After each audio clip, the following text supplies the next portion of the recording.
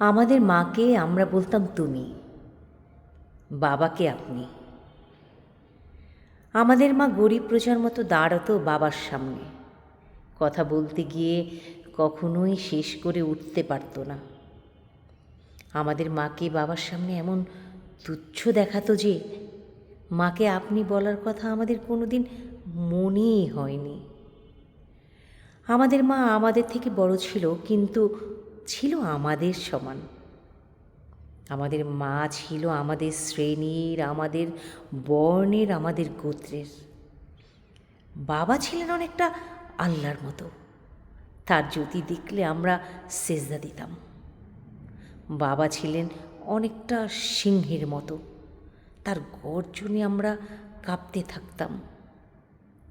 বাবা ছিলেন অনেকটা আড়িয়াল বিলের প্রচণ্ড চিলের মতো, তার ছায়া দেখলেই মুরগির বাচ্চার মতো আমরা মায়ের ডানা নিচে লুকিয়ে পড়তাম।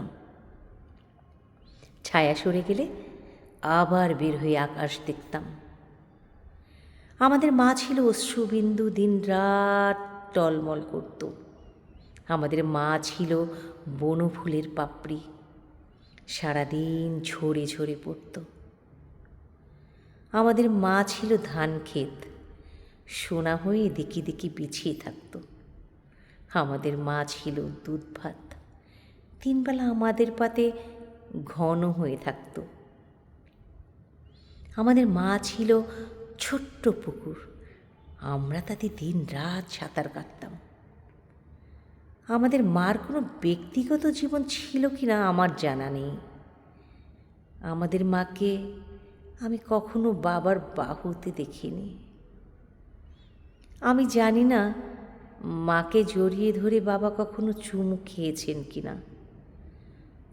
চুমু খেলে মার ঠোঁট ওরকম শুকনো থাকতো না।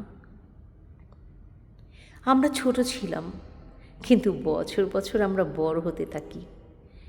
আমাদের মা বড় ছিল, কিন্তু বছর বছর মা ছোট হতে থাকে। ষষ্ঠ শ্রেণীতে পড়ার সময়ও আমি ভয় পেয়ে মাকে জড়িয়ে ধরতাম।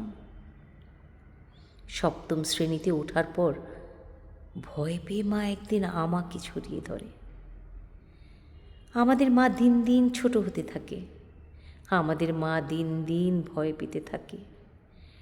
আমাদের মা আর বনফুলের পাপড়ি নয়, সারাদিন ঝরে ঝরে পড়ে না। আমাদের মা ধান ক্ষেত নয়, সোনা হয়ে বিছিয়ে থাকে না। আমাদের মার দুধ ভাত নয়, আমরা দুধ ভাত পছন্দ করি না। আমাদের মার ছোট্ট পুকুর নয়, পুকুরে সাঁতার কাটতে আমরা কবে ভুলে গেছি। কিন্তু আমাদের মা আজও অশ্রুবিন্দু, গ্রাম থেকে নগর পর্যন্ত। আমাদের মা আজও টলমল করে।